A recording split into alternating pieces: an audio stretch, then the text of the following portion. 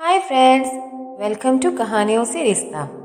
करवा चौथ का व्रत कार्तिक मास में कृष्ण पक्ष की चतुर्थी को आता है। मान्यता है कि इसे रखने से सुख सौभाग्य मिलता है और दाम्पत्य जीवन में प्रेम बरकरार रहता है।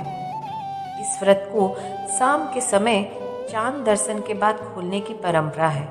और भी परंपरा है कि करवा चौथ का चांद हमेशा छलनी से ही देखा जाता है। क्यों देखते हैं छलनी से, यह प्रश्न बार बार मन में उठता रहता है। इस व्रत की कथा के अनुसार एक बार किसी बहन को उसके भाइयों ने भोजन कराने के लिए छल से चांद की बजाय छलनी की ओट में दीपक दिखाकर भोजन करवा दिया। इस तरह उसका व्रत भंग हो गया। इसके पश्चात उसने पूरे साल चतुर्थी का व्रत किया और जब दोबारा करवा चौथ आया तो उसने विधि पूर्वक व्रत किया और उसे सौभाग्य की प्राप्ति हुई। उस करवा चौथ पर कन्या ने हाथ में छलनी लेकर चांद के दर्शन किए थे। छलनी का एक रहस्य यह भी है कि कोई छल से उसका व्रत भंग न कर दे, इसलिए छलनी के जरिए बहुत बारीकी से चंद्रमा को देखने के बाद ही व्रत खोला जाता है।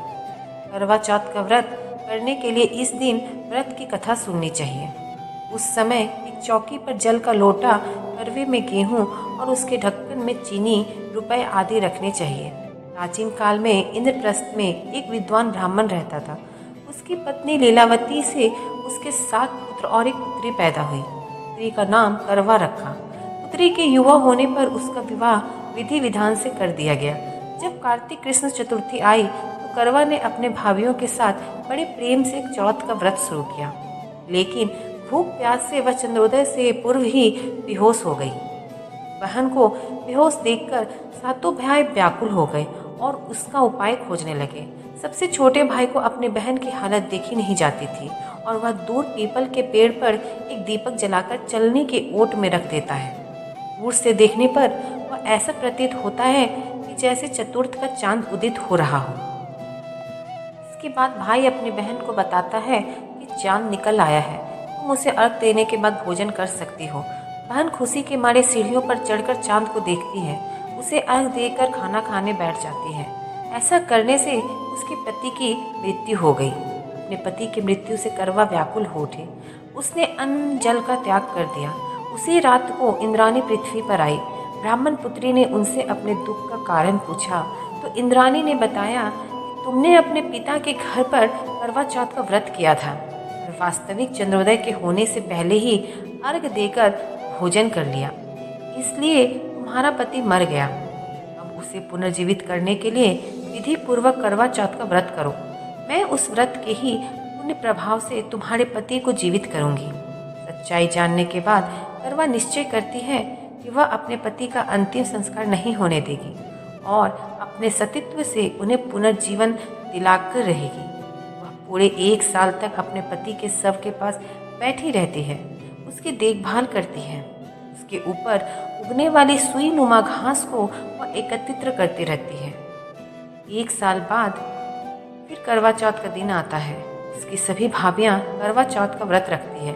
जब भाभियां उससे आशीर्वाद लेने आती हैं तो वह प्रत्येक भाभी से यम सुई ले लो, ये सुई दे दो, मुझे भी अपनी जैसी सुहागिन बना दो, ऐसा आग्रह करती है।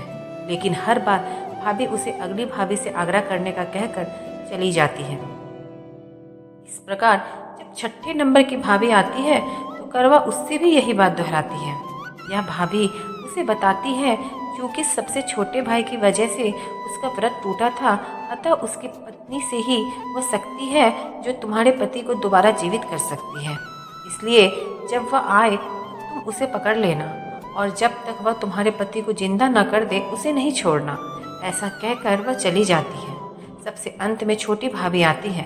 करवा उनसे भी सुहागिन बनने का आग्रह करती है, लेकिन वह टाल मटोली करने लगती है। इसे देख करवा उन्हें जोर से पकड़ लेती है और अपने सुहाग को जिंदा करने के लिए कहती है। भाभी उससे छुड़ाने के लिए नोचती है, खटोती है, लेकिन करवा नहीं छोड़ती है। अंत में उसकी तपस्या को देख भाभी पसीज जाती है और अपनी छोटी उंगली को चीरकर उसमें से अमृत उसके पति के मुंह में डाल देती है।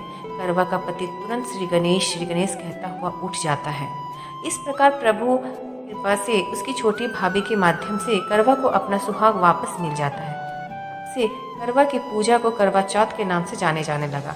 श्री गणेश माँ गौरी से निवेदन है कि जिस प्रकार करवा को चिर सुहागिन का वरदान आपसे मिला है, वैसा ही हम सभी सुहागिनों को मिलते हैं अगली वीडियो में। अगर आप मेरे चैनल पर नए हैं तो प्लीज़ मेरे चैनल को विजिट कीजिए। Please like share and subscribe.